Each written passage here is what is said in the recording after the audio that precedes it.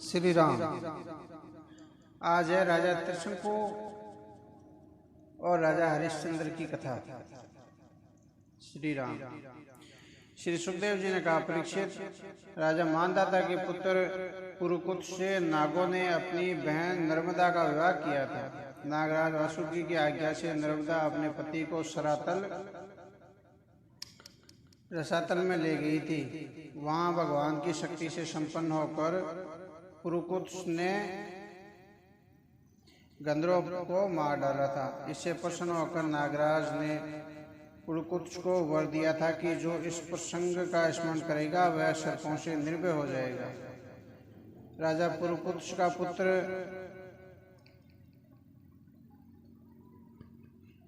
त्रसदस्यु था, उसका पुत्र अन्य था और उसका पुत्र हर्षव हुआ। हर्षव का पुत्र अरुण और उसका पुत्र त्रिबंधन हुआ। त्रिबंधन का पुत्र सत्यव्रत हुआ। यही सत्यव्रत त्रिशंकु के नाम से प्रसिद्ध हुआ। त्रिशंकु को अपने पिता और गुरु के श्राप से चांडाल हो गया था, पर विश्वामित्र ने उसे सशरीर स्वर्ग में भेज दिया था, किंतु देवताओं ने उसे स्वर्ग से ढकेल दिया और वह सिर नीचा करके गिरने लगा। परंतु विश्वामित्र ने अपने तपोबल से उसे आकाश में ही स्थिर कर दिया था, जो आज तक लटका हुआ है। त्रिशंकु के पुत्र हरिश्चंद्र थे, जो सत्यवादी हरिश्चंद्र के रूप में विख्यात हुए। उनके लिए वशिष्ठ ऋषि और राजश्री विश्वामित्र आपस में ही एक दूसरे को श्राप देकर पक्षी योनि में चले गए थे और बहुत काल तक आपस में लड़ते रहे। हरिश्चंद्र को कोई संतान नहीं थी, इस कारण वे उदास रहते थे। देवर्षि नारद के कहने पर वे वरुण देव की शरण में गए और उनसे पुत्र की कामना की। उन्होंने यह भी कहा कि यदि उनके यहाँ पुत्र होगा तो वे उनका यज्ञ करेंगे। वरुण देव की कृपा से राजा हरिश्चंद्र को रोहित नाम का पुत्र प्राप्त हुआ था। तब वरुण ने यज्ञ करने के लिए हरिश्चंद्र से कहा, परंतु हरिश्चंद्र ने कहा कि जब रोहित 10 दिन का हो जाएगा तब यज्ञ करूंगा। 10 दिन बाद वरुण देव ने उसे फिर यज्ञ करने का स्मरण दिलाया, तो उसने कहा कि जब इसके दांत निकल आएंगे तब यज्ञ करूंगा। जब रोहित के दांत निकल आए तो वरुण देवता ने उसे पुनः यज्ञ करने का स्मरण कराया, किंतु इस बार राजा ने कहा कि क्षत्रिय पुत्र जब कवच धारण करने योग्य हो जाता है तभी यज्ञ कराना उचित होता है। राजा परीक्षित, इस प्रकार राजा हरिश्चंद्र यज्ञ करने की बात को टालते रहे। जब रोहित को पता चला कि उनके पिता उनका बलिदान करना चाहते हैं तो वह धनुष बाण लेकर वन में चला गया। कुछ दिन बाद उसे पता चला कि वरुण देव के क्रोध के कारण उनके पिता को यानी जलोदर रोग ने जकड़ लिया है, तो वह नगर की ओर चल पड़ा, यानी पेट के रोग ने जकड़ लिया है। परंतु इंद्र ने उसे मार्ग में ही रोक दिया। उन्होंने कहा, पुत्र, यज्ञ पशु बनकर मरने से अच्छा तो तीर्थ यात्रा करके समय व्यतीत करना है। परीक्षित, इंद्र की बात मानकर रोहित 1 वर्ष तक वन में ही रहा। इस प्रकार दूसरे, तीसरे, चौथे और 5वें वर्ष जब भी रोहित वापस लौटने का विचार बनाता, इंद्र बूढ़े ऋषि का वेश बनाकर उसके सामने आता और उसे रोक देता। इस प्रकार रोहित 6 वर्ष तक वन में ही रहा। 7वें वर्ष में नगर में लौटकर रोहित ने अजिगरत के मजले पुत्र शनुशेप को मोल ले लिया और उसे यज्ञ पशु के रूप में प्रस्तुत करके अपने पिता के चरणों में प्रणाम किया। राजा हरिश्चंद्र द्वारा यज्ञ करने का निर्णय करते ही वे महोदर यानी जलोदर यानी पेट के रोग से छूट गए और उन्होंने शनुशेप की बलि चढ़ाकर पुरुष मेघ यज्ञ किया था और वरुण देवता को प्रसन्न किया था। इस यज्ञ में विश्वामित्र जी यज्ञ कराने वाले होता हुए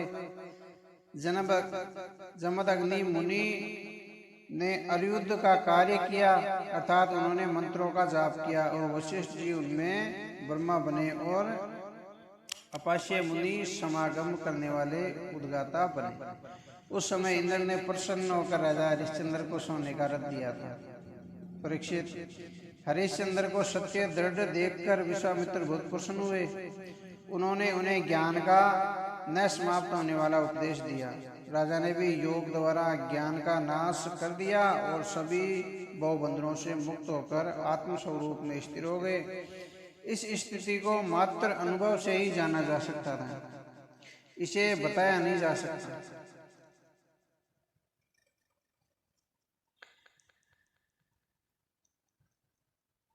श्री सुखदेव जी ने कहा, परीक्षित, अब है राजा सगर का चरित्र। क्या आगे रोहित का पुत्र था हरित, हरित से चंप, और उसी ने चंपापुरी बसाई थी। चंप से सुदेव हुआ और उससे विजय हुआ। विजय का पुत्र भरूक और उसका वृक हुआ। वृक का पुत्र बाहुक था। शत्रुओं ने बाहुक से राज्य छीन लिया और वह वन में चला गया। वन में ही उसकी मृत्यु हो गई।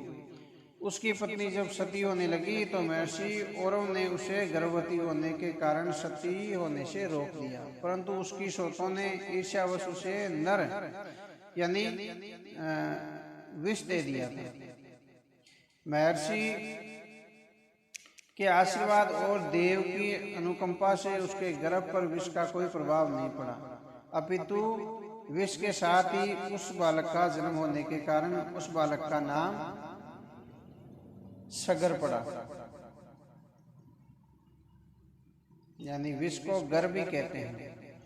गर के साथ जन्म होने पर सगर पड़ा। सगर बड़े यशस्वी राजा हुए। वे चक्रवर्ती सम्राट थे। उन्हीं के पुत्रों ने धरती को खोदकर समुद्र बना दिया था।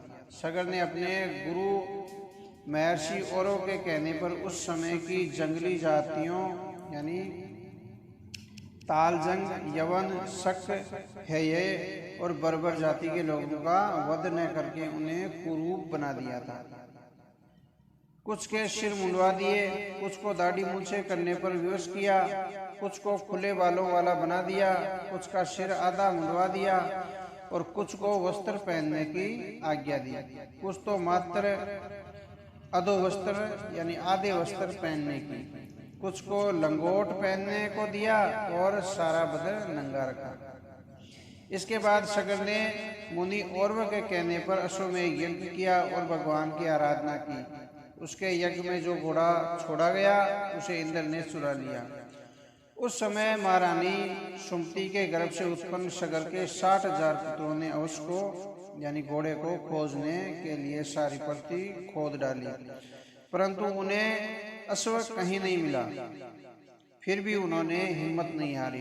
धरती को खोदते खोदते वे उत्तर दिशा की ओर कपिल मुनि के आश्रम पर जा पहुंचे। वहां उन्हें यज्ञ का अश्व दिखाई दे गया। उन्होंने अपने शस्त्र उठा लिए और वे कपिल मुनि को चोर समझकर उन्हें मारने दौड़े। इंद्र ने उन 60,000 पुत्रों की पहले ही मति हर ली थी, क्योंकि वे बहुत अधिक उद्दंड हो चले थे। इसलिए इंद्र ने जानबूझकर उस घोड़े को कपिल मुनि के आश्रम पर बांध दिया था, ताकि वे यहाँ आकर कपिल मुनि का अपमान करें और उनके क्रोध की अग्नि से वो भस्म हो जाए। अब परीक्षित, ऐसा ही हुआ। जब समाधि में बैठे कपिल मुनि पर कोलाहल करते हुए उन्होंने आक्रमण तो किया और मुनि की समाधि टूट गई। उन्होंने जैसे ही अपनी आंखें खोलकर उनकी ओर क्रोध से देखा तो उनकी आंखों से निकली ज्वाला से सगर के 60,000 पुत्र जलकर खाक हो गए।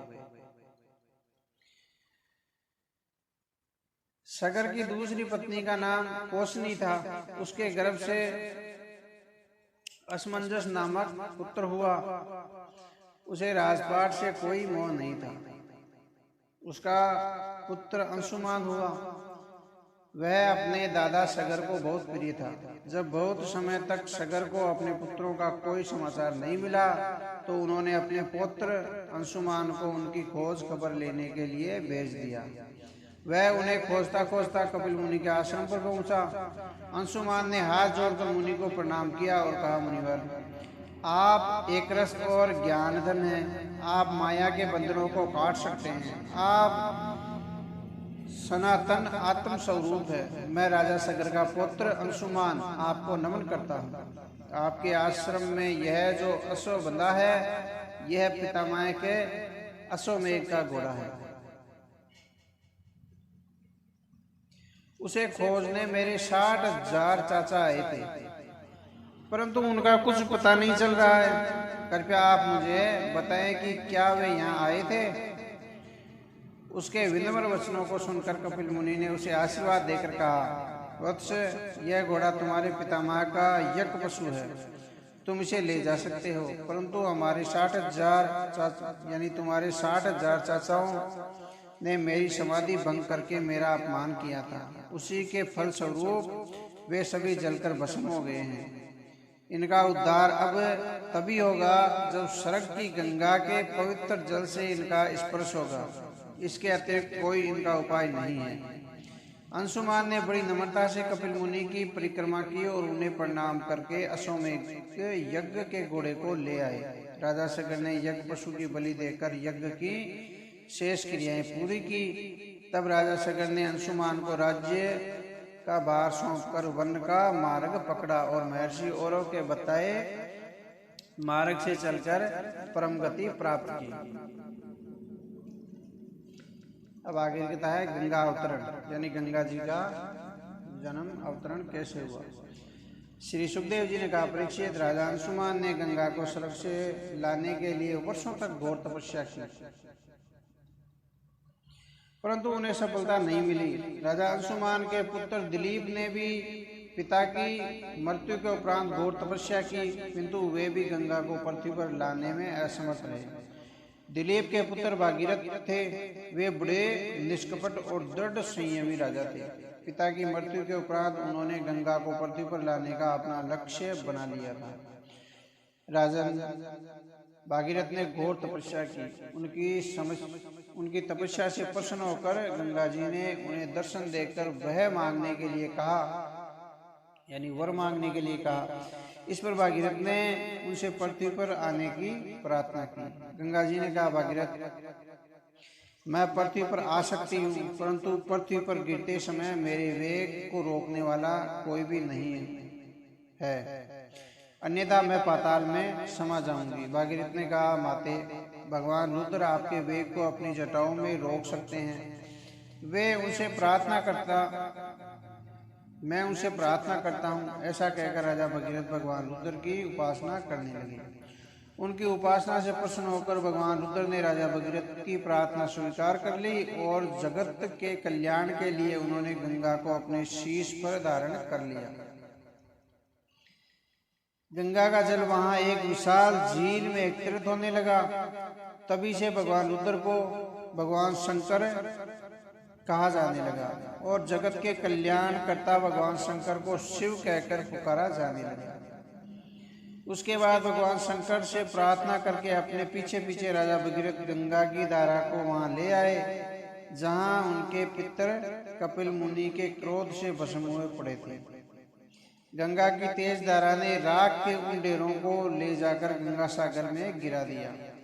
गंगा जल के स्पर्श मात्र से सगर के पुत्र राख से उठकर स्वर्ग सिधार गए। सगर के नाम पर ही समुद्र को सागर भी कहा जाता है। परीक्षित, गंगा का जल अत्यंत पवित्र है। यह पापियों का उद्धार करने वाला है। जो लोग श्रद्धापूर्वक गंगा जल का सेवन नियम से करते हैं, उन्हें कभी कोई रोग नहीं सताता। यह गंगा भगवान श्री हरि के चरणों से निकली थी,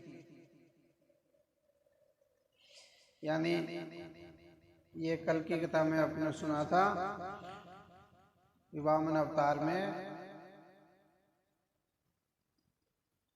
नख से निकली थी। संसार के भव बंधनों को काटने में गंगा जी की बड़ी महिमा है। राजन भागीरथ का पुत्र था सरसु और उसके पुत्र का नाम नाभ था।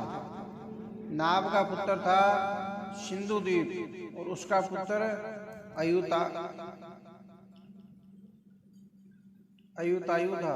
अयुतायु का पुत्र शतुप्रण और वह राजा नल का परम मित्र था। उसने राजा नल को पासा फेंकने की विधा सिखाई थी। बदले में राजा नल ने उसे अश्व विधा सिखाई थी। शतुपर्णा का पुत्र सर्व काम हुआ। उसका पुत्र सुदास हुआ। सुदास का पुत्र सोदास वरिष्ठ ऋषि के श्राप से राक्षस हो गया था। वह संतानहीन था। राजा परीक्षित ने पूछा, मुनिवर, गुरु वशिष्ठ ने तो सोदास को श्राप क्यों दिया? कृपया बताने की कृपा करें।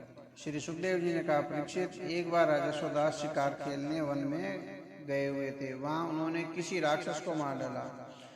उसका भाई जान बचाकर भाग गया। उसने राजा के इस कर्म को अनुचित और अन्यायपूर्ण समझा। वह एक रसोइये का वेश धारण करके राजा सोदास के पास पहुंचा और महल में रसोइये का कार्य करने लगा। वह राजा से बदला लेना चाहता था। एक दिन वशिष्ठ जी राजा के यहाँ भोजन करने के लिए पधारे। तब उस रसोइये ने एक मनुष्य का मांस पकाकर उन्हें परोस दिया। वशिष्ठ जी उसे देखकर क्रोधित हो उठे। उन्होंने राजा को श्राप दे दिया कि वह इस क्रम में राक्षस योनि में जा पड़ेगा। राजा ने उनसे प्रार्थना की कि यह कार्य उनका नहीं है, रसोइया बने राक्षस का है। इस पर वे कुछ नम्र पड़े और उन्होंने इस श्राप की अवधि घटाकर केवल 12 वर्ष ही कर दी। इस पर राजा सोदास को क्रोध आया कि उन्हें अकारण ही यह श्राप भोगना होगा। उन्होंने स्वयं भी वशिष्ठ जी को श्राप देने के लिए हाथ में जल उठाया और राजा की पत्नी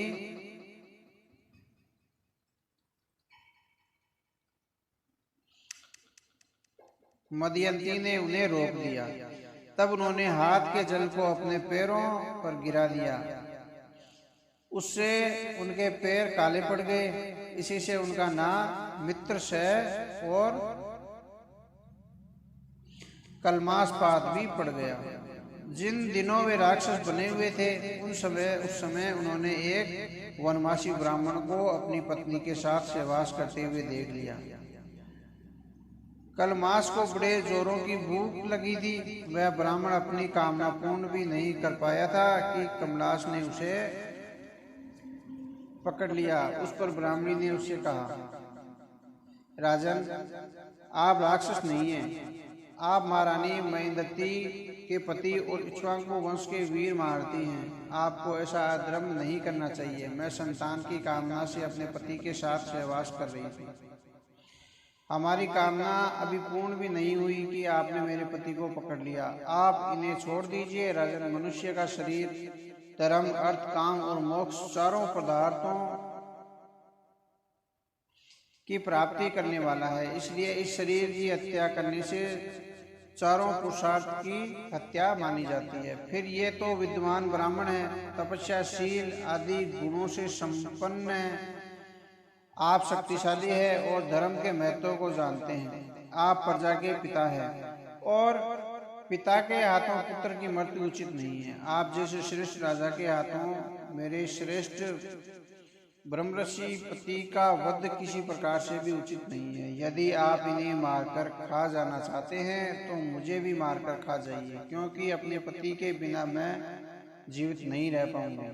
ब्राह्मणी के करुणापूर्ण वचनों को सुनकर भी श्राप के कारण राक्षस बने राजा सोदास ने उस पर कोई ध्यान नहीं दिया और उस ब्राह्मण को मारकर ऐसे खा गया जैसे कोई बाघ किसी पशु को खा जाता है। अब ब्राह्मणी को इससे बड़ा शौक हुआ।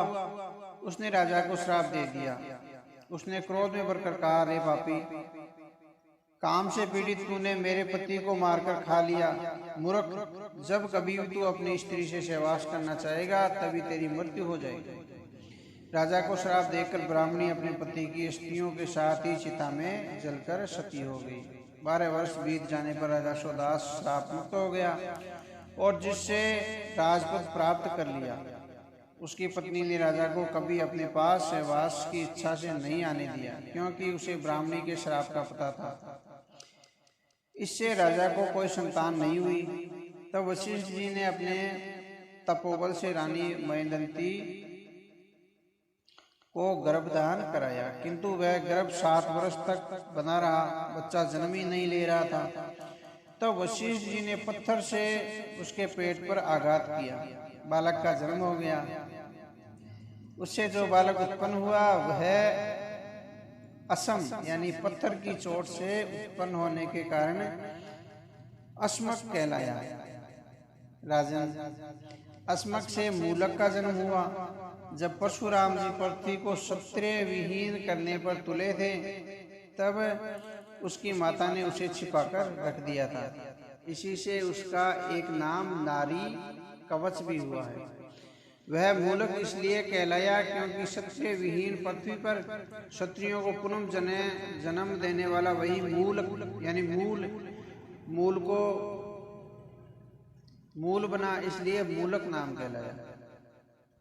अब मूल के पुत्र हुए दशरथ और उनके पुत्र हुए एडविड तथा एडविड के पुत्र राजा विश्वसह हुए। इसके पुत्र ही चक्रवर्ती सम्राट खटवांग हुए। युद्ध में उन्हें कोई जीत नहीं सकता था। देवताओं की प्रार्थना पर उन्होंने दैत्यों का वध किया था। वे भगवान श्री हरि के बड़े भक्त थे। अपने अंत समय में वे आत्म स्वरूप में स्थिर होकर परम गति को प्राप्त हुए। जय श्री राम। अब आगे की कथा है भगवान श्री राम जी की लीलाओं का वर्णन। श्री सुखदेव जी ने कहा, परीक्षित, खटवांग के पुत्र दिग्गरबाहु हुए और उनके परम यशस्वी पुत्र रघु हुए। रघु के अज और उनके महाराज दशरथ हुए। अब रघु से ही रघुवंश चला। महाराज दशरथ के 4 पुत्र हुए। रघु से रघुवंश चला। देखो, खटवांग के पुत्र दिग्गरबाहु हुए और उनके परम यशस्वी पुत्र रघु हुए। और रघु के अज हुए, उनके महाराज दशरथ हुए। अज हुए। रघु से ही रघुवंश चला। महाराज दशरथ के 4 पुत्र श्री राम, श्री भरत, श्री लक्ष्मण और श्री शत्रुघ्न हुए। ये चारों श्री हरि के अंशावतार थे। श्री राम जी का चरित्र अनेक महात्माओं ने मर्यादा पुरुषोत्तम के रूप में प्रस्तुत किया। भगवान श्री राम ने महाराज दशरथ जी के वचनों की रक्षा के लिए अयोध्या का राजपाट छोड़कर 14 वर्ष तक वनवास किया था और ऋषि मुनियों की रक्षा के लिए जम्बू द्वीप में फैले विकट राक्षसों का वध किया था। लंकापति रावण का विनाश करने के लिए श्री हरि ने रामावतार लिया था। परम सुकुमारी जनक नंदिनी सीता जी भी जगदम्बा की अवतार थी, परंतु उन्होंने मानव जीवन की सहज वृत्तियों का सहारा लेकर भारतीय नारी के आदर्श को प्रस्तुत किया था। वन में रावण की बहन शूर्पणखा के नाक कान काटकर उसे विरूप कर देने के कारण उन्हें सीता जी का वियोग सहना पड़ा था। सीता की खोज और लंका चढ़ाई करने के लिए उन्होंने वानरों की सहायता से समुद्र पर सेतु निर्माण किया था। प्रारंभ में श्री राम और लक्ष्मण ने विश्वामित्र जी के यज्ञ की रक्षा के लिए ताड़का नामक राक्षसी और मरीचि आदि राक्षसों को मार डाला था। जनक कुमारी यानी जनकपुरी में विश्व शिव धनुष तोड़कर श्री राम ने सीता जी को स्वयंवर में जीत लिया था। श्री लक्ष्मी जी ही सीता जी के रूप में जनकपुरी में अवतीर्ण हुई थी। वहीं पर उनकी परशुराम जी से भेंट हुई थी। उन्होंने परशुराम के अहंकार को तोड़ा। फिर उन्होंने विमाता कैकेयी के कहने पर 14 वर्ष का वनवास लिया। सीता जी और लक्ष्मण जी भी उनके साथ वन में गए। वन में खरदूषण, त्रिशिरा आदि 14,000 राक्षसों का वध किया। रावण ने छल से माता जी का हरण किया। बाद में सुग्रीव और हनुमान जी की सहायता से उन्होंने रावण का वध किया और उसके छोटे भाई राम भक्त विभीषण को लंका का राज्य सौंपकर वे 14 वर्ष वन में व्यतीत करके वापस अयोध्या लौट आए। भरत ने आदरपूर्वक श्री राम जी को अयोध्या का राज्य सौंप दिया। भगवान श्री राम जी का वह काल त्रेता युग का था, परंतु श्री राम के राज्य में भारतीय जीवन की आदर्श स्तुति की गई थी। भगवान श्री राम ने एक पत्नी व्रत का पालन करते हुए शुद्ध और पवित्र जीवन का संदेश दिया था। वे गृहस्थोचित सब धर्म की शिक्षा देने के लिए स्वयं मर्यादित धर्म का आचरण करते रहे थे। इसी से वह सतयुग के समान ही था। श्री सुखदेव जी ने कहा, परीक्षित, श्री राम जी ने गुरु वशिष्ठ जी को आचार्य बनाकर उत्तम सामग्रियों से युक्त यज्ञ करके स्वयं प्रकाश आत्मा का यजन किया।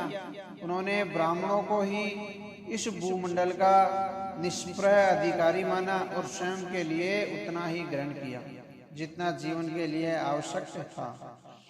इस पर उन ब्राह्मणों ने भगवान श्री राम की इस प्रकार स्तुति की। उन्होंने कहा, प्रभु, आप सब लोगों के एकमात्र स्वामी हैं। आप तो हमारे भीतर रहकर अपनी ज्योति से हमारे अज्ञान रूपी अंधकार को नष्ट कर रहे हैं। ऐसी स्थिति में हमें आपसे क्या नहीं मिला? आपका ज्ञान अनंत है। पवित्र कीर्ति वाले पुरुषों में आप सर्वश्रेष्ठ हैं। भगवान, आपके इस राम रूप को हम पूर्ण निष्ठा के साथ स्वीकार करते हैं। परीक्षित, एक बार श्री राम अपनी प्रजा की उपस्थिति यानी स्थिति जानने के लिए रात्रि में वेश बदलकर नगर में भ्रमण कर रहे थे। उस समय उन्होंने एक धोबी को अपनी स्त्री से कहते हुए सुना, अरे तू दुष्ट और उल्टा है, तू पराये घर में रह आई है। स्त्री लोभी, राम भले ही सीता को अपने घर में रख लें, पर मैं तुम्हें घर में नहीं रखूंगा, नहीं रख सकता, निकल जा मेरे घर से। राजा, एक राजा के लिए सभी को प्रसन्न रखना बड़ा कठिन होता है। मूर्ख लोगों की कहीं भी कमी नहीं है। भगवान श्री राम ने जब ऐसा सुना तो वे लोकापवाद से विचलित हो उठे। उन्होंने वन दिखाने के बहाने सीता जी को लक्ष्मण के साथ वन में भेजकर उनका परित्याग कर दिया। सीता जी को जब इस बात का पता चला तो वे बहुत दुखी हुई। वे वहां वाल्मीकि ऋषि के आश्रम में रहने लगी। वहीं पर उनके दो पुत्र लव और कुश का जन्म हुआ। वाल्मीकि जी ने ही उनके समस्त जात कर्म संस्कार किए और उन्हें शिक्षा दी। उधर अयोध्या में लक्ष्मण जी के भी दो पुत्र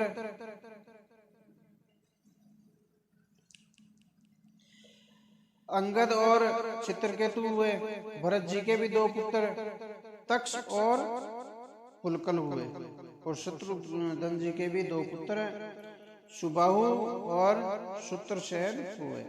और तीनों भाइयों ने अपने राज्य के विस्तार में अपने भ्राता श्री राम जी का पूरा सहयोग किया। श्री राम जी ने अश्वमेध यज्ञ किया और उसमें सीता जी की सोने की मूर्ति स्थापित की। अश्वमेध यज्ञ का घोड़ा जब वाल्मीकि आश्रम के निकट आया तो लव कुश ने उसे पकड़ लिया। फिर अयोध्या की सेना से उन दोनों बालकों का घोर संग्राम हुआ। श्री राम जी उनकी अद्भुत वीरता को देखकर चकित रह गए। जब सीता जी ने भगवान श्री राम को स्वयं युद्ध भूमि में आया जाना तो उन्होंने यानी लव कुश को वाल्मीकि जी को सौंप दिया और स्वयं भगवान श्री राम के चरण कमलों का ध्यान करती हुई धरती में समा गई। श्री राम को सीता के देह त्याग से भारी दुख हुआ। उन्हें बार बार जानकी के पवित्र गुणों का स्मरण आता रहता था। इसके बाद भगवान श्री राम ने पूर्ण ब्रह्मचर्य का पालन करते हुए 13,000 वर्ष तक अखंड राज्य किया। 13,000 तक अखंड राज्य किया और उसके बाद स्वयं परम ज्योतिर्मय धाम में चले गए। परीक्षित, भगवान श्री राम के समान प्रभावशाली कोई नहीं है।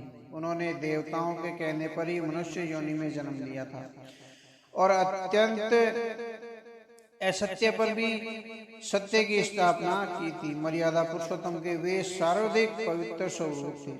भगवान श्री राम का निर्मल यश से परिपूर्ण चरित्र समस्त पापों को नष्ट करने वाला है। जो पुरुष अपने कानों से भगवान श्री राम जी का चरित्र सुनता है उसे सरलता, कोमलता, मर्यादित जीवन के स्थायी गुणों की प्राप्ति होती है। राजा परीक्षित ने पूछा, मुनिवर, भगवान श्री राम अपने भाइयों के साथ कैसा व्यवहार करते थे और अयोध्यावासी उनके प्रति कैसा बर्ताव करते थे? श्री सुखदेव जी ने कहा, राजन, श्री राम जी ने राज सिंहासन प्राप्त करने के उपरांत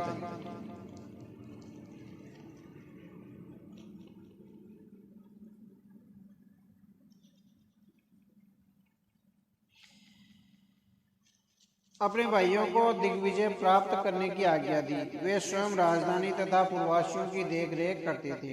उस समय अयोध्या नगरी अत्यंत समृद्ध और भव्य थी। नगरवासी तरह तरह की भेंटें लेकर भगवान के पास आया करते थे और उनकी स्तुति करते थे। वे उन पर पुष्प वर्षा करते थे और श्री राम जी भी हर प्रकार से प्रजा के सुख दुख में सदैव तत्पर रहते थे। प्रजा के सुख की कामना करना ही उनका एकमात्र लक्ष्य था। श्री सुखदेव जी ने कहा, परीक्षित, उसका पुत्र हुआ अतिथि, उसका निषद और उसका नभ और उसका पुंडरीक और पुंडरीक का सेमदनवा और उसका देवानिक और उसका अनी पुत्र हुआ और अनी का परियात्र और परियात्र का बलिष्ठ और बलिष्ठ का पुत्र हुआ ब्रजनाभ जो सूर्य का अंश था। ब्रजनाभ से खगणु हुआ और उससे विदर्ती हुआ और उससे हिरण्यनभ की उत्पत्ति हुई। वह जैमिनी का शिष्य था और योगाचार्य था। ऋषि याज्ञवल्क्य ने उसे अपना गुरु स्वीकार किया था। अब हिरण्यनाभ का पुष्य हुआ, उसका दुरोसंति और सुदर्शन हुआ और सुदर्शन का अग्निवरण और अग्निवरण का शीघ्र और शीघ्र का मरु हुआ। मरु ने योग साधना से सिद्धि प्राप्त की थी। मरु से परशुरुत और परशुरुत से संधि हुआ और संधि से अभ्यसरण हुआ और अभ्यसरण से महेशवान हुआ और महेशवान से विश्व साव हुआ और उससे परसेनजीत हुआ और परसेनजीत से तक्षक और तक्षक से बैलद का जन्म हुआ। इसे ही अभिमन्यु ने युद्ध में मार डाला था। परीक्षित, इस वर्ष में होने वाले असंख्य वीरों की गणना करना असंभव है, फिर भी कुछ का वर्णन यहाँ करता हूँ। बैलद का पुत्र हुआ बृहद्रण और उसका अरुक्रिय जो अभी वर्तमान में है। अरुक्रिय का पुत्र होगा वत्सवृद्ध और उसका प्रतियोम और उसका भानु और उसका सेनापति दिवाक होगा।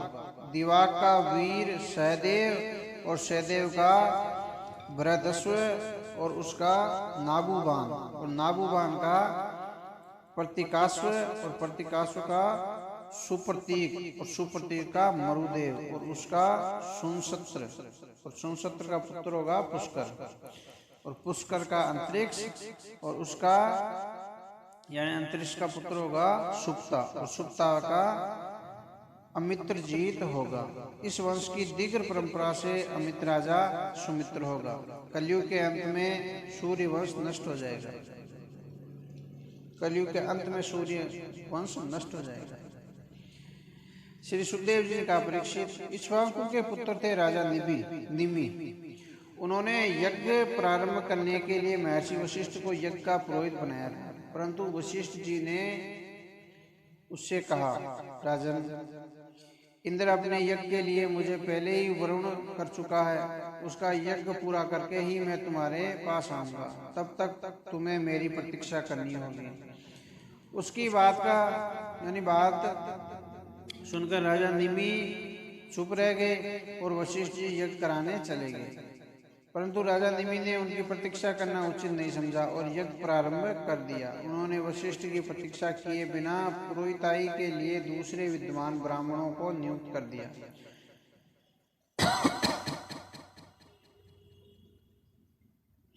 गुरु वशिष्ठ जब इंद्र का यज्ञ करा के वापस लौटे तो उन्हें यह देखकर बड़ा क्रोध आया कि उनके शिष्य राजा निमि ने उनकी प्रतीक्षा किए बिना ही यज्ञ प्रारंभ कर दिया है। उन्होंने क्रोध में भरकर राजा निमि को मृत्यु का श्राप दे दिया।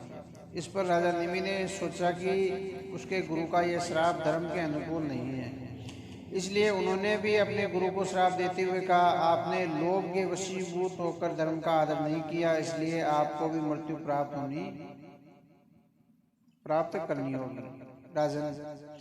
राजा निमि आत्मज्ञानी थे, उन्होंने अपने शरीर का त्याग कर दिया।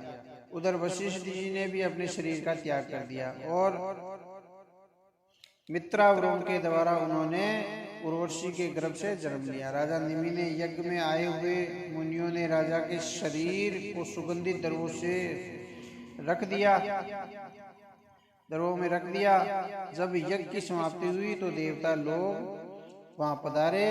तब उन लोगों ने उनसे प्रार्थना की, हे देवगण, आप लोग पूर्ण समर्थ हैं, यदि आप प्रसन्न हैं तो आप राजा निमि को जीवित कर दीजिए। अब देवताओं ने ऐसा ही हो कहकर राजा निमि को जीवित कर दिया, परंतु राजा निमि ने कहा, मुनिवर, मुझे इस देह का बंधन स्वीकार नहीं है।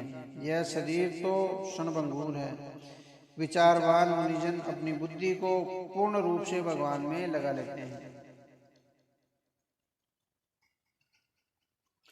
और सदैव उन्हीं का स्मरण करते रहते हैं। वे शरीर का मोह करके इससे मुक्त हो जाने की सदैव कामना करते हैं। अतः मैं स्वयं दुख, शोक और भय के मूल कारण इस शरीर को त्याग करता हूँ और धारण करना नहीं चाहता। जैसे जल में मछली सदैव मृत्यु से भयभीत रहती है, वैसे ही इस शरीर के चारों ओर सदैव मृत्यु मंडराती रहती है। यह तभी भी समाप्त हो सकता है, फिर मैं आपका यानी इसका मोह नहीं करता। देवताओं ने मुनियों से कहा, मुनिवर, राजा निमि का वचन सत्य है, अतः ये बिना शरीर के ही प्राणियों के नेत्रों में अपनी इच्छा के अनुसार निवास करे। सूक्ष्म रूप से वहां रहते हुए ये भगवान का सदा स्मरण करते रहे। इनके अस्तित्व का पता पलकों के उठने और गिरने से चलता रहेगा। ऐसा कहकर देवगण चले गए। तो मुनियों ने सोचा कि यदि राजा न रहा तो सर्वत्र अराजकता फैल जाएगी। इसलिए उन्होंने राजा के शरीर का मंथन किया। उस मंथन से एक सुकुमार उत्पन्न हुआ। उस शरीर से उत्पन्न लेने के कारण उसका नाम जनक रखा गया। विदेह से उत्पन्न होने के कारण वे वेदय कहलाए और मंथन से उत्पन्न होने के कारण उस कुमार का नाम मिथिल हुआ। उससे मिथिलापुरी बसाई। परीक्षित, राजा जनक का वंश इस प्रकार से चला। जनक का उदावसु हुआ, उनका नंदीवर्धन हुआ, उसका सुकेतु हुआ, उसका देवरात हुआ और देवराज जी का पुत्र वृद्धरथ हुआ और उनका पुत्र महावीर्य हुआ और उनका पुत्र सुगर्ति हुआ और उनसे श्रेष्ठकेतु हुआ और उनसे हर्ष और उनका मरु पुत्र हुआ और मरु का प्रतीपक हुआ और उनसे कर्तिरथ हुआ और उनका देवमीड हुआ और देवमीड का विश्रुत और उनका विश्रुत का पुत्र हुआ महागर्ति और महागर्ति का पुत्र कर्तिरात और कर्तिरात का पुत्र महारोमा और महारोमा का शरणरोमा और उनका पुत्र हुआ हर्षरोमा और उनका पुत्र हुआ शीर्धवज। जब महाराज शीर्धवज यज्ञ के लिए धरती को जोत रहे थे तब उसके शीर यानी हल के अग्रभाग यानी फाल से सीता जी का जन्म हुआ। अब राजा का शीर्धवज नाम भी इसी वजह से पड़ा था। शीर्धवज के कुशध्वज हुए और उनके धर्मध्वज हुए। धर्मध्वज के दो पुत्र कृतध्वज और मितध्वज हुए। कृतध्वज के केशिध्वज हुए और केशिध्वज के यानी दो पुत्र हुए, केशिध्वज और मितध्वज के खांडिक्य हुए। इनसे केशिध्वज आत्मविद्या में अत्यंत प्रवीण थे। उधर खांडिध्वज कर्मकांड में सिद्धहस्त थे। वे केशिध्वज से भयभीत होकर वहां से चले गए थे। केशिध्वज का पुत्र भानुमान था और उनका पुत्र शतधुमन था। शतधुमन से सुची और उससे सन दुराज और उनसे उद्रकेतु हुआ और उससे अज और उससे पुरुजीत और पुरुजीत से अरिष्टनेमी और उससे सुरताऊ और उनसे सुपास व्रत और उनसे चित्ररथ और उनसे शैमदिका और उनसे समरथ और समरथ से सत्यरथ और सत्यरथ से उपगुरु हुए और उनसे उपगुप्त हुए। अब पुत्र का जन्म हुआ, यानी उपगुप्त पुत्र का जन्म हुआ।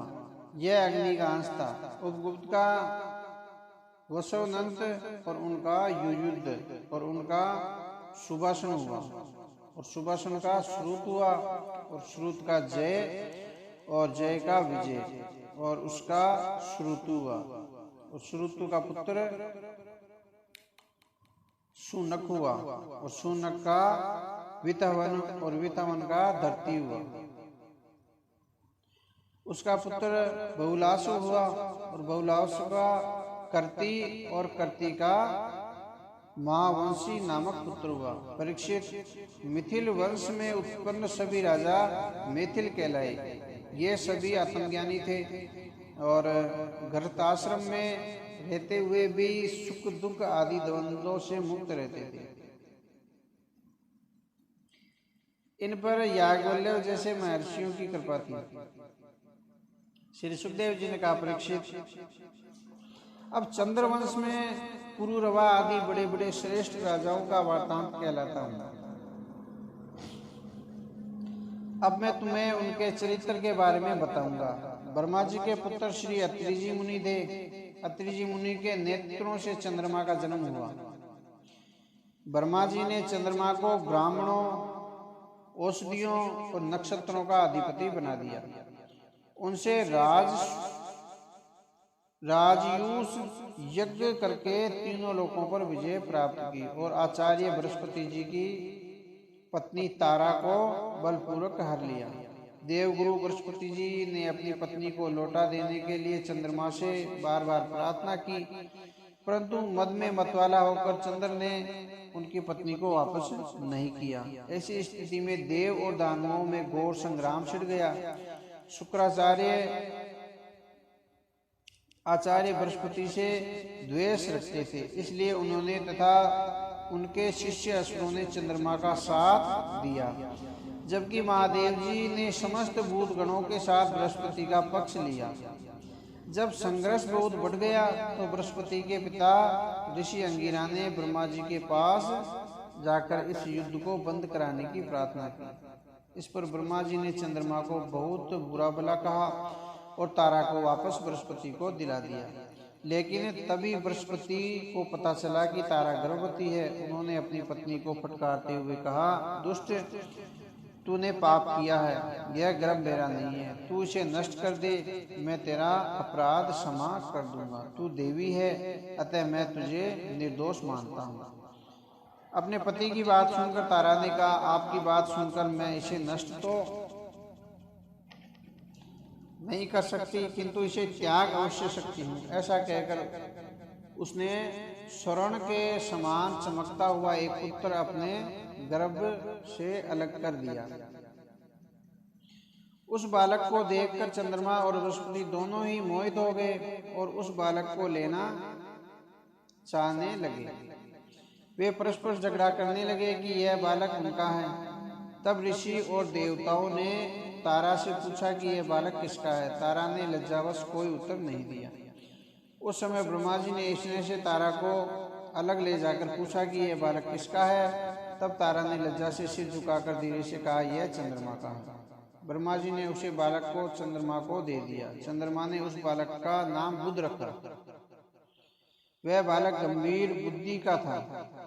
ऐसा पुत्र प्राप्त कर चंद्रमा बहुत प्रसन्न हुए। परीक्षित, बुध का विवाह इला से हुआ, इससे उसे पुरवरा नामक पुत्र हुआ। एक बार चंद्रमा की सभा में देवर्षि नारद पुरवरा के रूप में गुरु यानी गुण की प्रशंसा कर रहे थे। उसे सुनकर उर्वशी के मन में काम भावना का उदय हो गया। वह पुरवरा के पास पहुंची और अपना प्रण निवेदन किया। देवाग्नि उर्वशी को देखकर पुरुरवा का मन ललचायमान हो उठा और उसने उर्वशी को का अपने महल में स्वागत किया और उसके सम्मुख अपने प्रेम को अभिव्यक्त कर दिया। उर्वशी ने कहा, राजन, आप कामदेव के समान सुंदर हैं। भला ऐसा कौन रमणीय होगा जो आपके रूप गुण पर मोहित नहीं होगा। जो पुरुष रूप गुण आदि के कारण प्रशंसनीय होता है उसे सभी स्त्रियां पसंद करती है। मैं आपको धरोहर के रूप में भेड़ के 2 बच्चे दूंगी।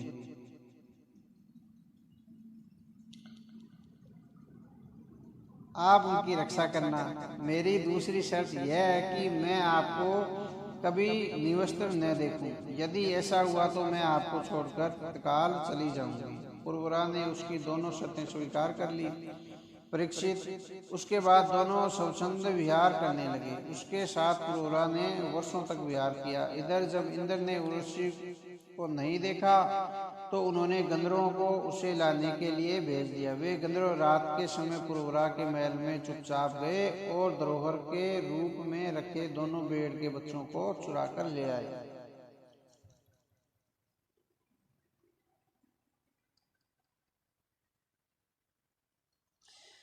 अब उर्वशी ने जब भेड़ के बच्चों की बे सुनी तो उसे बहुत दुख हुआ। वह उठकर पुरुरवा के पास पहुंची। उस समय पुरुरवा निवस्त्र पड़ा सो रहा था। उर्वशी ने उसे फटकारा कि तुम बड़े मर्द बनते हो, कायरों की तरह पड़े सो रहे हो और वे गंधर्व मेरे पुत्रों के समान भेड़ के बच्चों को चुरा ले गए हैं। पुरुरवा शीघ्रता से उठा। उसे अपने निवस्त्र होने का भान ही नहीं रहा। वह तलवार खींचकर गंधर्वों के पीछे भागा। गंधर्व भेड़ के बच्चों को छोड़कर अंतर्ध्यान हो गए। राजा पुरुरवा उन दोनों बच्चों को वापस ले आया। तभी उसे अपने नग्न होने का आभास हुआ। जब तक वह वस्त्र पहनता तब तक उर्वशी उसे छोड़कर चली गई। परीक्षित, उर्वशी के जाने से राजा पुरुरवा अनमना हो गया। वह शोक से विलय होकर उर्वशी को याद करता हुआ इधर उधर भटकने लगा।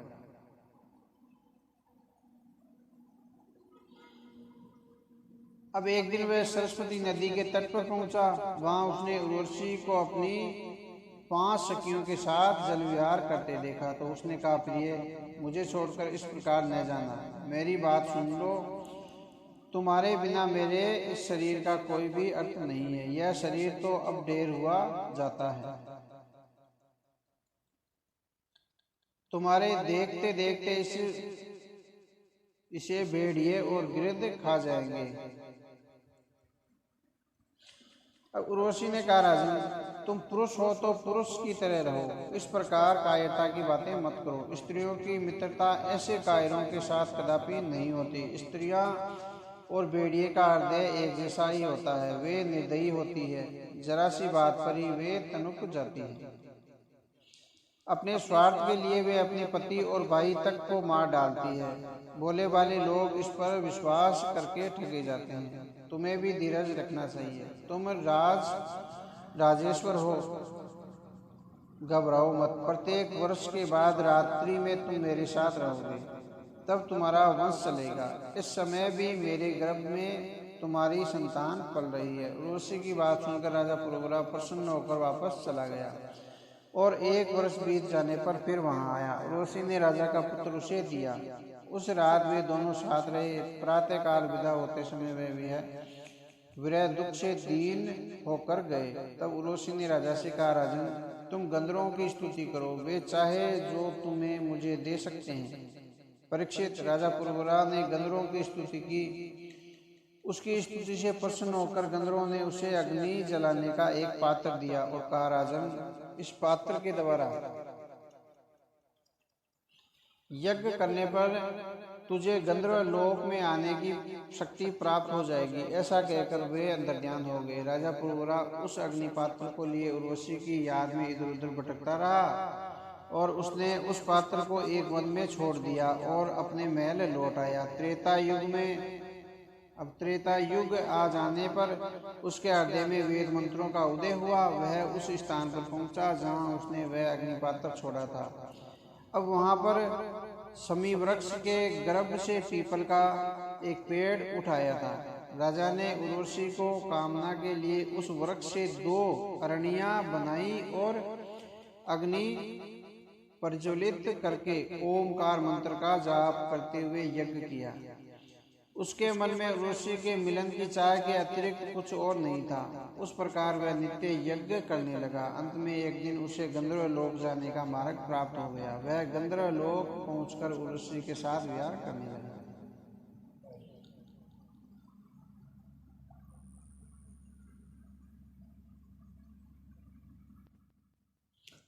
परीक्षित, उर्वशी के गर्भ से राजा पुरवरा को 6 पुत्र प्राप्त हुए।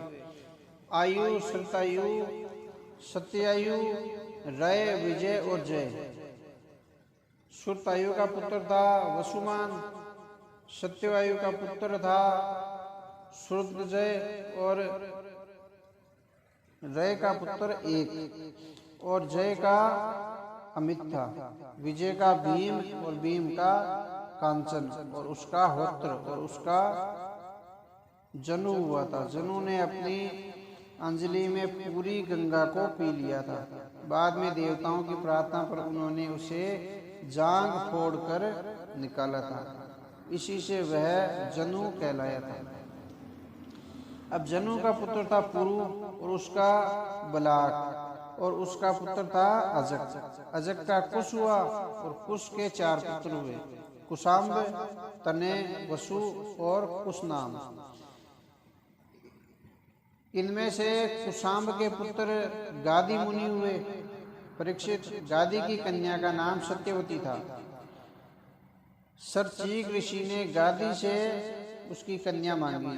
गादी को लगा कि यह उसकी कन्या के लिए योग्य वर नहीं है, इसलिए उसने कहा, मुनिवर, हम लोग कुशिक वंश के हैं।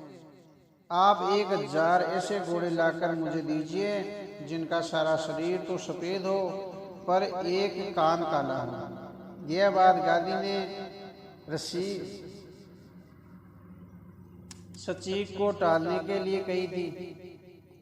अब सचीक ऋषि वहां से वरुण के पास आए और उससे 1000 अश्व लेकर वापस गादी के पास आए और घोड़े उसे सौंप दिए। गादी ने अपनी कन्या सत्यवती यानी सत्यवती से सचीक का विवाह संपन्न करा दिया। एक बार सचीक ऋषि की सास और पत्नी ने उनसे पुत्र प्राप्ति की कामना की। महर्षि सचीक ने दोनों के लिए अलग अलग मंत्रों से चरु खीर पकाया और स्नान करने के लिए चले गए। सत्यवती की मां ने समझा कि ऋषि ने अपनी पत्नी के लिए श्रेष्ठ चरु पकाया होगा। उन्होंने उससे वह चरु मांग लिया और खा लिया। बदले में सत्यवती ने अपनी माता का चरु खा लिया। वापस लौटकर जब सचीक मुनि को यह बात का पता चला, तब उन्होंने अपनी पत्नी सत्यवती से कहा, तुमने बड़ा अनर्थ कर दिया है। तुम्हारा पुत्र लोगों को दंड देने वाला क्रोधित प्रकृति का होगा और तुम्हारा भाई श्रेष्ठ ब्रह्मावेता होगा। अब सत्यवती को बड़ी चिंता हुई। उसने अपने पति को प्रसन्न करने के लिए प्रार्थना की कि ऐसा नहीं होना चाहिए, इसके लिए वे कोई उपाय करें। सचीक ऋषि ने उससे कहा, ठीक है, तुम्हारे पुत्र के बदले तुम्हारा पुत्र घोर प्रकृति का होगा। समय आने पर सत्यवती के गर्भ से जमदग्नि मुनि का जन्म हुआ और सत्यवती की मां के गर्भ से ऋषि विश्वामित्र जी का जन्म हुआ। अब जमदग्नि का विवाह राजपुत्री रेणुका से हुआ और जमदग्नि मुनि ने रेणुका के गर्भ से 5 पुत्र उत्पन्न किए। उनमें सबसे छोटे परशुराम जी थे, जो महाक्रोधी हुए। उनका यश सारे संसार में प्रसिद्ध है। कहते हैं कि हेय ऋषि वंश का अंत करने के लिए स्वयं भगवान ने परशुराम के रूप में जन्म लिया था। उन्होंने इस पृथ्वी को 21 बार क्षत्रिय विहीन कर दिया था। लोगों का कहना है कि वे क्षत्रिय ब्राह्मणों के विरोधी हो गए थे, यानी जो क्षत्रिय थे वो ब्राह्मणों के विरोधी हो गए थे। इसी कारण ब्राह्मणों के नेता के रूप में परशुराम जी ने क्षत्रियों का विनाश करके धरती का बोझ हल्का कर दिया था। राजा परीक्षित ने पूछा, मुनिवर, माना कि उस समय के क्षत्रिय धन और विषय लोलुप हो गए थे, परंतु उन्होंने परशुराम जी का ऐसा कौन सा अपराध कर दिया था जिसके कारण उन्हें बार बार क्षत्रियों का संहार करना पड़ा था? श्री सुखदेव जी ने कहा, राजन, उन दिनों हेय वंशी क्षत्रियों का अधिपति अर्जुन था। वह एक श्रेष्ठ क्षत्रिय था। उसने घोर तपस्या करके भगवान नारायण के अंशावतार दत्तात्रेय जी को प्रसन्न करके अनेकों वरदान प्राप्त कर लिए थे।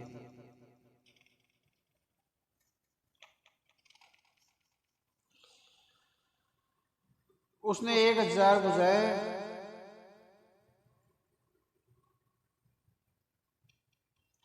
और अपराजय होने का वर प्राप्त किया था और इंद्रियों का अपार बल, अतुल्य संपत्ति, तेजस्विता, वीरता, शौर्य, शारीरिक बल, विक्रम भी उसके पास था। योग साधना से वह योगेश्वर कहलाने लगा था। वह योग शक्ति से कैसा भी रूप धारण करके समक्ष था। सभी तरह की सिद्धियां उसे प्राप्त थी। वह संसार में वायु के समान गति से विचरण करने लगा था। 7 द्वीपों पर उसका अधिकार था। एक बार की बात है कि वह अपनी बहुत सी सुंदर पत्नियों के साथ नर्मदा नदी के जल में विहार कर रहा था। उस समय उसने अपने 1000 बाहों से बलपूर्वक नर्मदा नदी के प्रवाह को रोक दिया। ऊपर की ओर दशानन रावण का शिविर भी पड़ा हुआ था। रावण नदी के तट पर बैठा पूजा कर रहा था। तब नदी की धारा उल्टी बहने लगी तो उसका शिविर डूबने लगा और उसकी पूजा की सामग्री भी जल में डूब गई। रावण अपने को बड़ा वीर मानता था और शक्ति के मद में वह किसी को भी अपने सामने कुछ नहीं समझता था। उसने पता लगाया कि पानी का प्रवाह रुक कैसे गया। जब उसे शस्त्र अर्जुन की चतुराई का पता चला तो उसने उसके पास जाकर उसे खूब खरी खोटी सुनाई और उसे युद्ध के लिए ललकार दिया। अब शस्त्र अर्जुन ने उसे युद्ध किया और उसे बांधकर अपनी राजधानी महिष्मती ले गया, यानी रावण को बांधकर अपनी नगरी को ले गया। वहां उसने उसे बंदर के समान पिंजरे में बंद कर दिया। बाद में रावण के पितामह पुलत्स्य जी के कहने पर ही सहस्त्रार्जुन ने उसे रावण को छोड़ा था। एक दिन सहस्त्रबाहु अर्जुन शिकार के लिए वन में गया तो वह देववश जमदग्नि मुनि के आश्रम पर जा पहुंचा। भूख प्यास से वह बेहाल हो रहा था। जमदग्नि मुनि के आश्रम पर कामधेनु गाय रहती थी।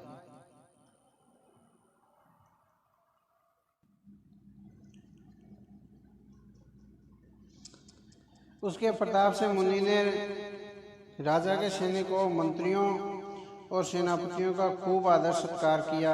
जमदग्नि मुनि के ऐश्वर्य को देखकर राजन हैरानी में पड़ गया। उसने कामधेनु को अभिमानवश अपने लिए मांगा तो मुनि ने उसे देने से मना कर दिया। उस पर राजा ने अपने सैनिकों से कहा कि इसे जबरन अपने साथ ले चलो। उसकी आज्ञा से सैनिक बलपूर्वक छीनकर उस कामधेनु को महिष्मती ले आए। उनके चले जाने के बाद परशुराम आश्रम पर आए और राजा की दुष्टता का समाचार सुना तो वे तिलमिला उठे। क्रोध में भरे हुए परशुराम जी ने अपना धनुष और फरसा उठाया और बड़े वेग से राजा के पीछे दौड़ पड़े। सहस्त्रबाहु अर्जुन अभी नगर में प्रवेश ही कर रहा था कि उसने क्रोध में सांप की तरह फुफकारते परशुराम को अपनी ओर आते देखा। उन्हें रोकने के लिए राजा ने सेना उनकी ओर भेज दी। परशुराम ने देखते ही देखते अपने धनुष बाण फरसे से सारी सेना को अनेकों अकेले ही गाजर मुनि की तरह काट दिया।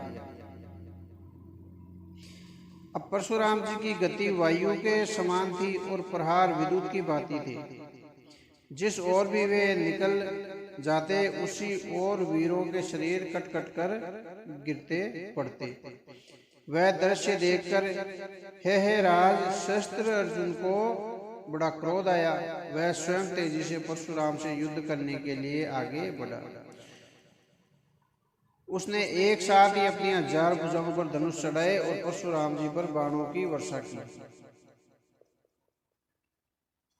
परंतु परशुराम जी जरा भी भयभीत नहीं हुए। उन्होंने अपने धनुष पर मंत्र पढ़कर बाण चढ़ाया और छोड़ दिया। वह बाण 1000 बाणों में विरक्त होकर शस्त्र बाहु के सभी बाणों को काटकर पुनः परशुराम जी के पास लौट आया। उस चमत्कार को देखकर शस्त्र बाहु अर्जुन हार गया और हैरान हो गया। शस्त्र बाहु एक विशाल पेड़ उखाड़कर परशुराम की ओर झपटा, परंतु परशुराम जी ने उसे भी छिन्न भिन्न कर दिया। उसके बाद परशुराम जी ने अपने तीखे बाणों से शस्त्र बाहु के 1000 बाहुओं को और उसके पहाड़ से बड़े सिर को काट डाला। पिता को मरते देख उसके लड़के और 10,000 लड़ाके डरकर युद्ध भूमि से भाग गए। परीक्षित, इस प्रकार परशुराम जी ने शस्त्र बाहु का वध करके कामधेनु को वापस ले लिया और आश्रम में ले आए। उन्होंने गाय को अपने पिता को सौंपते हुए सारा वृत्तांत सुनाया तो परशुराम जी के पिता मुनिवर जमदग्नि ने बोले, हाय हाय परशुराम, तूने बड़ा पाप किया है। राम राम, तू बड़ा वीर सही, परंतु सर्वदेव में नरदेव का तुमने व्यर्थी वध किया है। पुत्र, हम लोग ब्राह्मण हैं, समा के प्रभाव से ही हम लोग संसार में पूजे जाते हैं। हमारी तो बात ही क्या, स्वयं सबके दाता ब्रह्मा जी भी समा के बल पर ही ब्रह्मा पद को प्राप्त हुए हैं। ब्राह्मणों की शोभा समा के द्वारा ही सूर्य की किरणों के समान विद्यमान हो उठती है। भगवान श्री हरि भी क्षमा करने वालों पर भी शीघ्र प्रसन्न होते हैं। पुत्र, सार्वभौम राजा का वध ब्राह्मण की हत्या से भी बढ़कर है। जाओ, भगवान का स्मरण करते हुए तीर्थों का सेवन करो और अपने पाप कर्म का प्रायश्चित करो। जय श्री राम। अब आगे की कथा काल ही पढ़ना, आज तो टाइम हो गया। श्री राम जी महाराज।